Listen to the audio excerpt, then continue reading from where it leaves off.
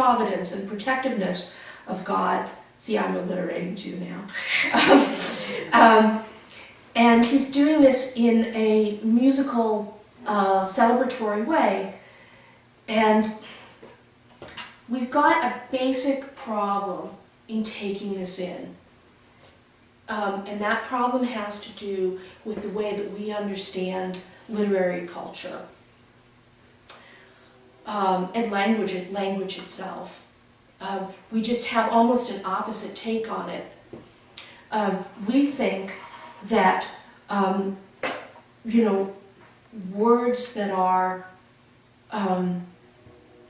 important should be plain, should be solemn, should be clear. They shouldn't be all, poetic and playful and full of puns and stuff. And they shouldn't have these elaborate rhetorical devices that kind of make our head spin. And that's for non-serious literature. You wouldn't talk about anything important in those terms. And the ancients had the opposite feeling.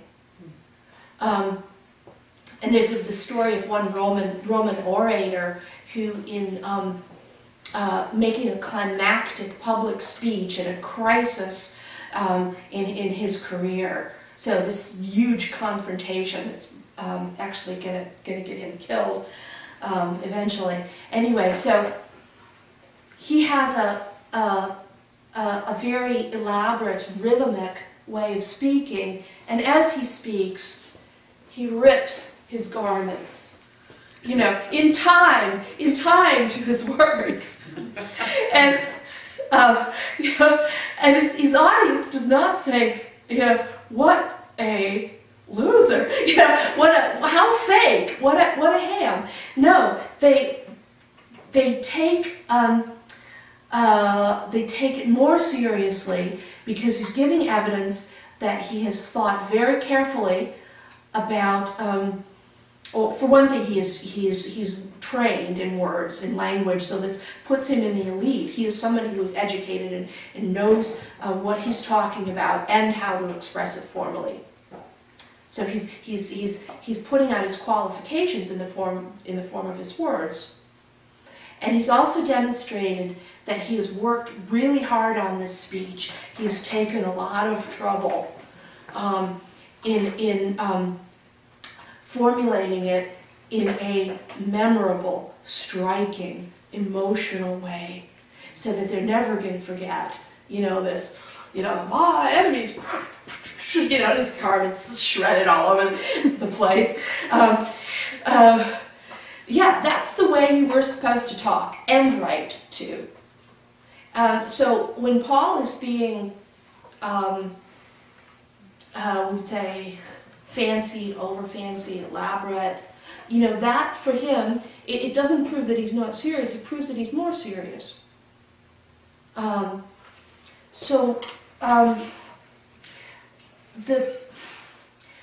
basic thing that's important, when you read an ancient language and translations of it, is to remember that the style and the substance, they go together.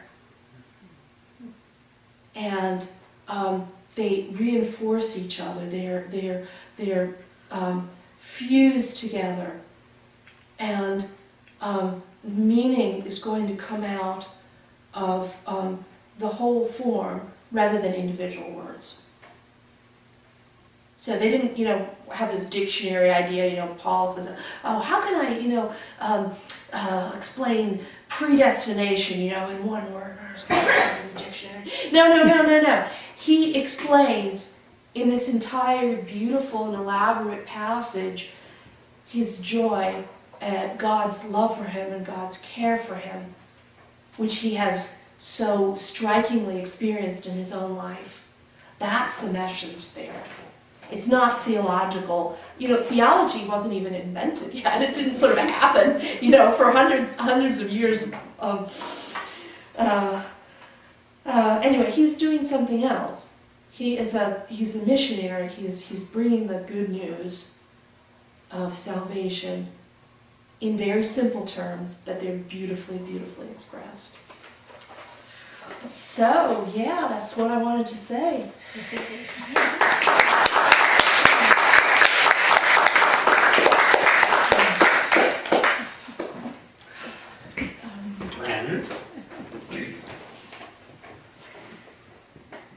Friends, as you know, she wants me in the picture. Hi. We are going to open the floor to questions, so if you would raise your hand, and Sarah will recognize you, and I will bring the microphone to you. See how close to my lips this is, and how easily you can hear me, and how difficult it is when I'm standing here like this going, So just bring it right under your lips like you were gonna have a lollipop. Okay. So, comments, questions. I see a hand, I'm gonna go call on it. Maddie. Hello, is this? Hello. Is that working there? I was thinking particularly about what you said about Paul and how he generally gets quite a bad rep, and people, I feel particularly maybe in Quaker circles or those kinds of circles, see him as sort of having got Jesus wrong or having ruined Christianity, and he's sexist and he, etc., etc. The picture you gave seems quite different, and I wonder if you could comment on whether you think all those other criticisms are still true, or whether you think we've got Paul wrong, getting Jesus wrong. Maybe. Well, yeah, this betrayal of Jesus' message idea, it doesn't work at all historically, because Paul was there first. There was no, there was no Jesus literature for, this message to be laid out in and for Paul to betray. It didn't exist. The Gospels are all later. And they owe seemingly quite a bit to Paul's own message. So he's more laying the foundation there on which the Gospels were built. So the betrayal idea just simply doesn't make any sense to me on historical grounds. I guess there are a lot of other things that could be said. I have to, I do have to grant some.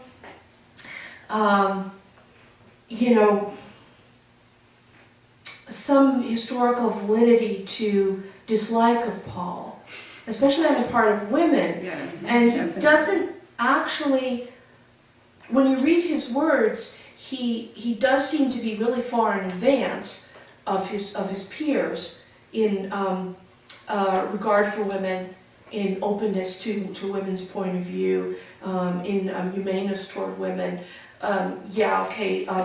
Theoretically that all looks fine, and much better than our ordinary view of him. But he didn't hit it off with all women so well. There's a novel, Paul and Thecla, and in it, there's a female follower of his who comes out on top, and he betrays her, and she's the sort of exalted figure here, and then he's portrayed as ugly and unpleasant, and so you've got that going on, and I really kind of struggle to square that. And that is considerably later, than his own life, though. I do struggle to square that, with his own words. And I think one thing probably has to be conceded by everybody, and that he was a difficult character. He was not easy to get along with. Maybe he had the right ideas about things, but he's one of those people who. He was like a Quaker, one of those people who get in trouble everywhere they go. And I heard this from a Quaker who'd recently, been working in Saudi Arabia, and of course his wife insisted on driving and got into a lot of trouble. And he said, Quaker, someone, by definition, who is in trouble everywhere he goes. So yeah, Paul like. So there's that. And the one thing though that I think is really helpful spiritually to consider about Paul is the difference between all the hassles that he experienced and caused, all the apparent self-destructiveness that we can see in his story, particularly through Acts, but even in his own words, in say an account like that of Galatians, we can see that and on one side, and then on the other, we see this absolutely classic story of a great religious leader.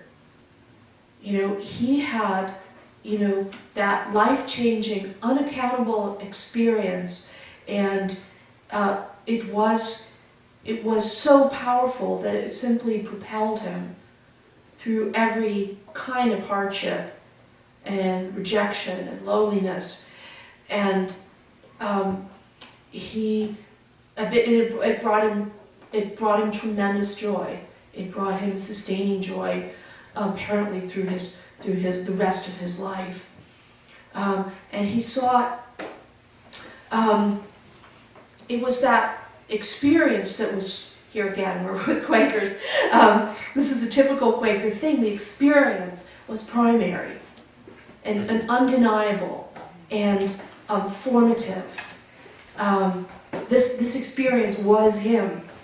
And he had to express it. No one could stop him from expressing this experience.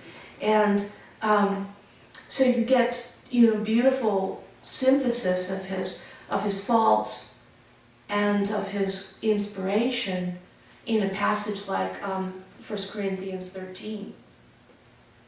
Where he just lives forever.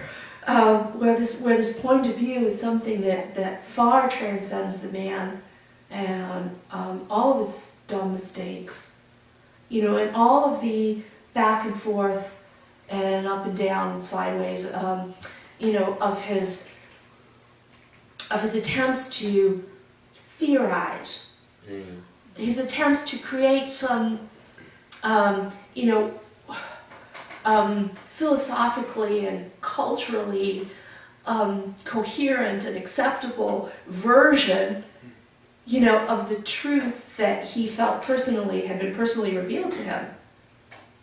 So he's just bouncing off the wall all through much of Romans, and sometimes being, I think, totally ridiculous.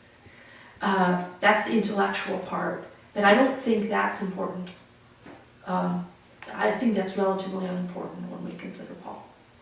Wow. That ought to raise a Sorry, few questions. Next translation. Okay. Well, remember her book. Give the title again while I'm getting Oh, over here. Paul among the people? Yes. The Apostle do you remember the name of the subtitle of my own book? Reinterpreted and reimagined in his own time. I was delighted that my wife said, "Go ahead and go." But what I am really hearing is that if you interpret the words without the context, that you could totally and completely misinterpret the words. And the same applies to our culture here in judicial rulings. They want to say, well, we're gonna go by what the law says, and we're going to ignore the legislative debate because that really doesn't pertain, even though that's what explains what you were trying to do with the law. Yeah. But I think what I'm hearing, but the implication, if I get it correctly, is that many of the translations translated the words sometimes preferentially for the meaning that the persons who are translating were trying to get, but at the expense of the context to the degree that the translation may be misleading fundamentally. Right. Yeah. Right. And I'm really glad you brought up this idea of the law, because I actually had, there is a strain of scholarship that's very interested in biblical interpretation as it relates to constitutional interpretation. And to me this is really exciting because you're talking about two living documents, or I think you're properly talking about two living documents that are there for our use and our enjoyment. So the meaning does, it evolves, you know, as we change. And you can't go, you know, with some, you know, rigid and static idea of what these words mean. But then you also can't, you know, just interpret, you know, manipulatively. You know, you want to think there is predestination, that you and your buddies, you know, are predestined for heaven and the rest of the world for hell. And so you just work on this proorizo verb until it means that. I don't think you can do that either, but sorry. Let's see. Sorry. Oh. But the other thing is that by ignoring context, that you totally lose what was being said. Absolutely, yeah. And so that the linguists who ignore culture, which is what philology, I heard you were a philologer. No, I'm not. But I was trained to be, but then I went bad. It's still there. Yeah. Well, And that's the point. That no, philology made, without culture, you won't understand language yes. correctly. And Yeah, I think right, what I'm hearing is an argument that we have misinterpreted fundamentally a lot of key biblical texts We have. because we never even tried to figure out, or we ignored purposefully the culture that created the context. Right. Yeah. Well, I don't know if you were here yet when this was before, beforehand, and we were just chatting here, and it's really somebody takes your coat, give them your cloak as well, or maybe it's the opposite way. Yeah. That's a completely different scene once you understand that the ancients didn't normally wear underwear. That's right. So it meant strip down in court and be completely nude. So it's a very different the command in that sense. So I mean, you had to see that, you gotta know the culture.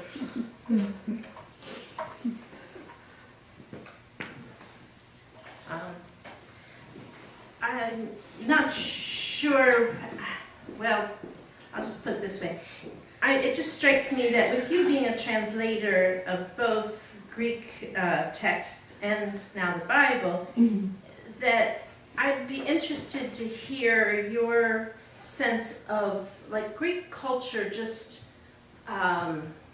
unfolded and unfolded with stories being turned into plays and plays being turned into poems and things like that. And I don't think that we ever saw that play out the same way with the texts that of what we now call the Bible. Right. So I'd be interested your impression of why that is the case and what made it so that the Greek texts didn't really have the same compelling quality, but at the same time they had so much richness in the cultural sense about them. Yeah. I'm not sure I quite understand the question. Well, I guess I'm Try again. sorry. I'm trying again. I guess I'm curious what your take is on why the Torah and the Gospels. I mean, I know they did do plays much later, 1,000 years after Right, Christ, yeah. but at the time that the Hebrew people were writing these stories down, they didn't put them into, like, they didn't act them out, they didn't do plays. Right. Well, yes. In Jewish culture, through the whole of its ancient history that we're familiar with, drama was forbidden in traditional Jewish culture, but But you have no, even in the ancient world, you have Hellenized Jewish culture, which is really, really interesting. So you have things like, and this is a source of tremendous conflict, which we see, being played out in the background of the gospel story. All right, these cultural conflicts, but there was a strain of Judaism which embraced Greek philosophy, and there were authors who were inspired by pagan literature and by pagan thinkers, and said, well, no big deal, no big difference, between us and them. There was a Greek drama based on which story? Old Testament story? Moses. Yeah. So all these things are going on, fabulous things going on in Alexandria, and you had Jewish boys going to the gymnasium and exercising nude and having a standard Greek training. So you have these things going on in one strain of Greek culture, and it was very common in the diaspora, say outside of Palestine, Alexandria, Greece, Italy. There was this tremendous degree of assimilation. And so how do we think about that when we acknowledge, yes, the New Testament is entirely in Greek. You just get a few, Hebrew and Aramaic words in there. It shows a lot of typical, literary features of pagan literature. So, who the heck wrote this stuff? And how did this person grow up? And how did this person, explain his own identity? So yeah, it gets pretty wild. There's a lot that we still just can't pin down. It's fascinating. But they didn't, we look at somebody like Jesus, who's from the Galilee, which is a hinterland, it's a half-wild area, and from what's told about him in the Gospels, we have to consider that he is a conservative, traditionalist Jew, that this is his background. That he himself doesn't have a lot of time for pagan culture. So, yeah, it's very hard to take this stuff apart or understand it, how it goes together. I didn't see the next questioner, but I know it was over here, I think. Did you have a question? That's right. It was over here. Yeah. There you go. Thank you. It was delightful to hear your talk. A little closer.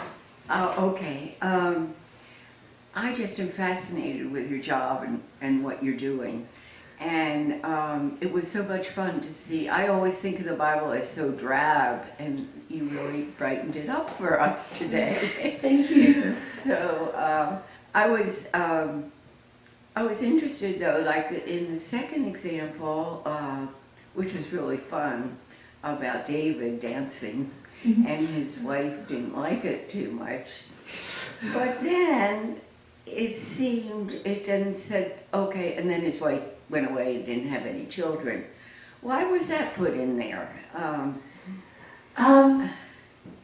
It doesn't, as I remember this story, it doesn't actually,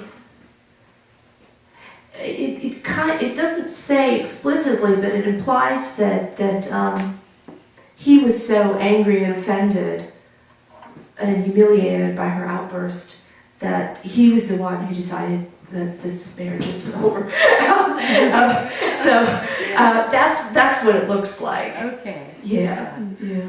But it's like, these stories are more fascinating in that they are just so sparsely expressed, and there's so much that you could read into them. There's in fact there's a a satirical novel based on the life of David as told in the Bible. I think it's called God Knows. Anyway, it's a scream. Yeah. This is a contemporary novel? It's contemporary. It's 20th century. Yeah.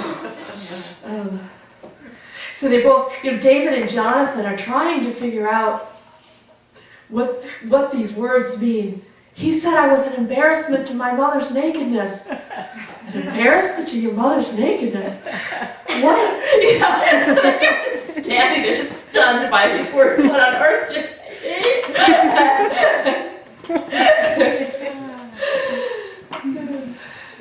I always remember my parents. Closer to your... My parents were members of the American Bible Society, and they were so conservative. It's just so much fun to see your liberal point of view, and I'm happy to hear that the Bible Society is supporting you. I don't know whether they would be equally happy. Maybe, perhaps, John will not share the transcripts of my talk with his folks.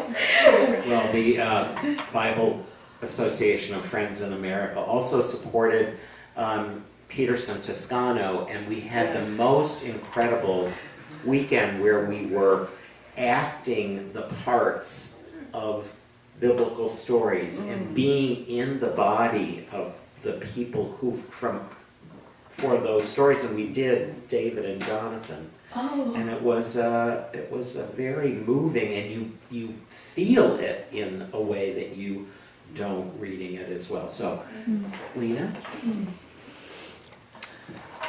I was thinking about your Sunday school limerick and the puns and alluding to the puns, and I was wondering if you had sort of a favorite pun or limerick that you wish that was a song or was a thing that people could remember to stay grounded in the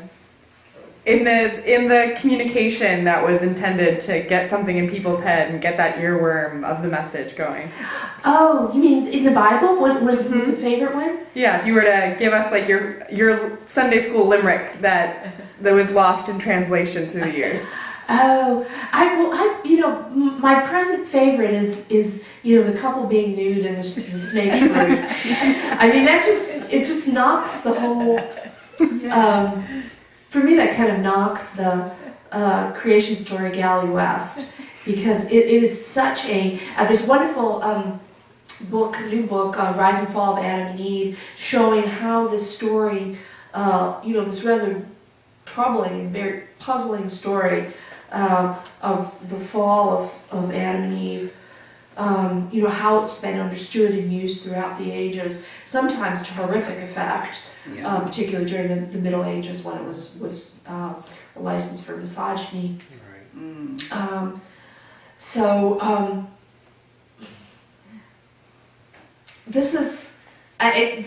That pun really grounds it for me, because this is. It reminds me that this is not an indigenous Hebrew story. Nothing like that. It's a story that it's got relationships all over the Near East, and it was sort of grabbed and tacked onto the Bible, probably sometime during the Babylonian exile, because they needed a creation story and they didn't have one. And this is, what Joel Baden, one of my Greek Hebrew teachers at Yale Div School, this is how he kind of shrugs it off. He says, well, Jewish culture is an invented thing. It's pieces of all these different things, but then it comes together. He doesn't say this, but I say this. It comes together and through this fabulous, unifying literature, it becomes something incredibly lasting and incredibly important, because all these other stories are just lost completely unless we have some chance survival, in an inscription or something. We'll have no idea. Nobody cares, what the Assyrians said about the beginning of the world. But it all sort of comes together in the Bible, and this is what lasted. So it's just particularly wonderful. You know, one wonderful thing about it is its playfulness. Yeah. You know, the joy, the sheer joy that you can hear emerging from it. Others? Yeah, John?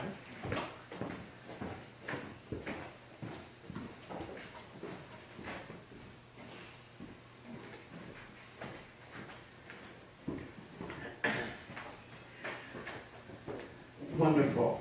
Thank And you. you just knocked a theory of mine right out the window, but that's all right.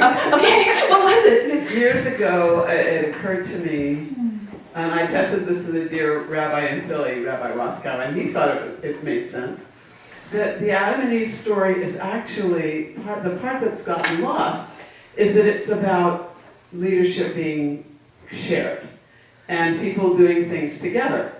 Because they named, they went around, they named things, and they did all this stuff together, and that's gotten lost. And now I hear that the story is just sort of tacked on, so, oh well. Oh, no, it doesn't, I don't think it matters, actually, because one wonderful thing about this book, Rise and Fall of Adam and Eve, is one fabulous thing in the reception of this story throughout the centuries is Milton's use of it. Because he doesn't really, he hasn't got any use of this demonization of women, and he has this wonderful, biography of him included in this book, and he had this dream, this wistful dream of a companionable, loving, marriage relationship, and he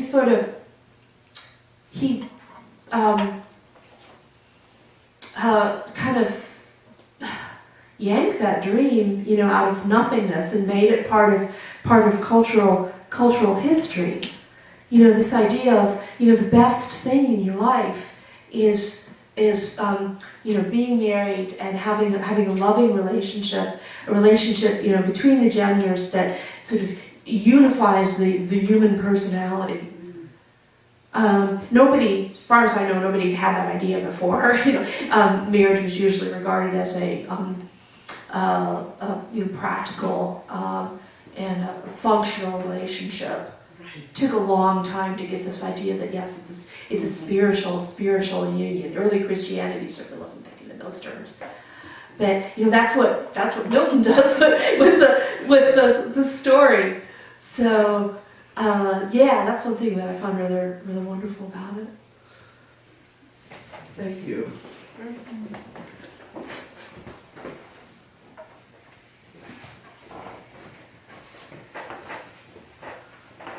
I'm sitting here trying to figure out what I could do with all of this.